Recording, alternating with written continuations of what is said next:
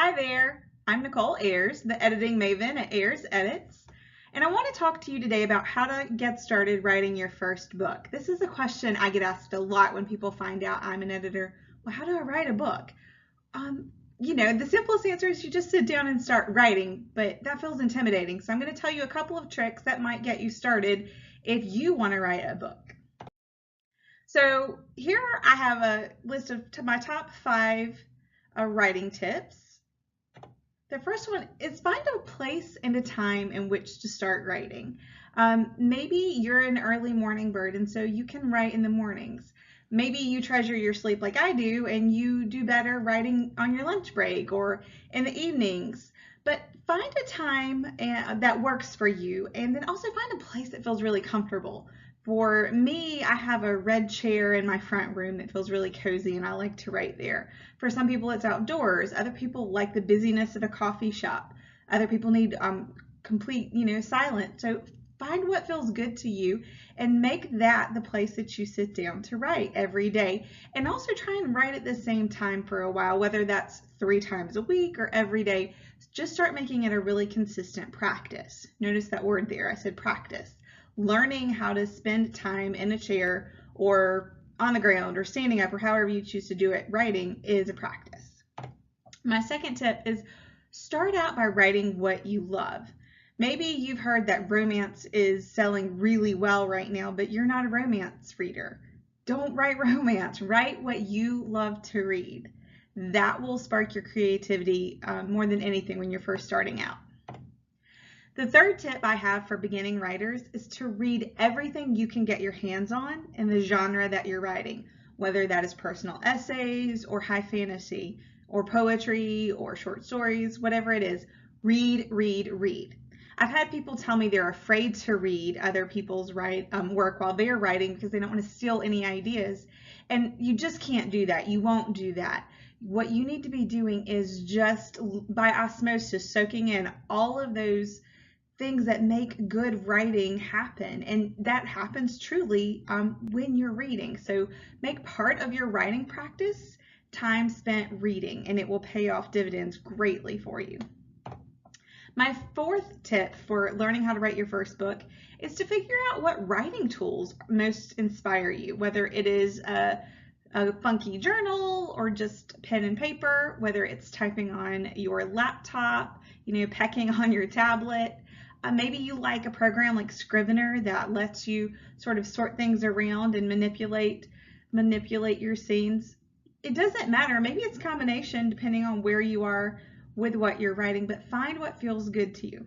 And then my last tip for learning how to write your book, turn off your inner editor. Literally, I want you to get a piece of paper, write down Nicole's inner editor, whatever your name is. And then I want you to fold that piece of paper up, and I want you to find a little box that you can close, or the deep dark corner of your closet. Find a place to put this inner editor and just leave it and let it sit there. If you're just starting to write, you're not going to need this inner editor for a long time. If you're not sure what I'm talking about, the inner editor is the little voice in your head going, this is really stupid. No one will ever want to read this. You have no idea what you're doing. You suck at commas, right? It's that voice that's going to keep you from writing. So just say, thank you, inner editor, for your advice. I don't need you right now. And just put it away and just write and just enjoy the experience of actually writing for a little while.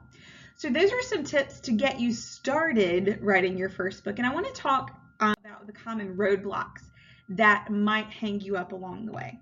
And the biggie that I hear is time. We hear this about everything, but we make time to watch our favorite TV shows. We make time to take naps. We make time to exercise.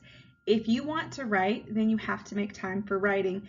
So you just have to decide what your priorities are and then act accordingly. Another huge roadblock, and this is probably the one I think that underlies most complaints and excuses, is fear. Most of us are terrified to get started because we're so afraid we're not going to do it right, or we're going to write something that's so terrible nobody will ever read it.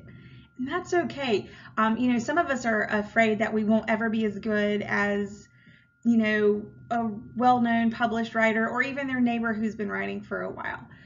You just have to find ways to move past the fear and keep going, and turning off that inner editor is a great way to do it. Another great way to hush the fear is just to do that, practice that consistency of writing frequently and just keep moving forward. And then finally, I hear a lot, well, I have writer's block, I get stuck. And what is so true for creative people is that once you turn on that creative spring, is the ideas will come. All right. Now, sometimes those ideas come when you're walking along a wooded path, or when you're in the shower, or unfortunately, sometimes you wake up in the middle of the night with a burning idea that you have to get down right away. But the writing will come, even if you get stuck in a spot. Keep moving forward. Choose a different scene to write. Choose a different story to write. Don't give yourself the luxury of writer's block. Just keep writing. If it's your time you've set aside to write something, even if it's your grocery list, but just always keep writing. So those are 3 of the common roadblocks that might hang you up on your path. I just want to say, though, that props for you. This is such an exciting thing that you're embarking on, a new journey, a new skill. Whether or not you ever publish a book, writing can be such a joy. It can be so cathartic. I think that you're really going to enjoy it. If you have questions, which you very well might, if you think you might need a little more help getting started and you're interested in potentially having a coach guide you along the way, shoot me an email. It's nicole@airsedits.com. You can also sign up for my newsletter if you go to my website, which is www.airsedits.com. And you'll get like a quarterly, here's what's going on with me, and you'll get some writing tips and different things like that. You can also connect with me on Facebook. You can find my handle at Airs Edits. Thank you so much, and happy writing.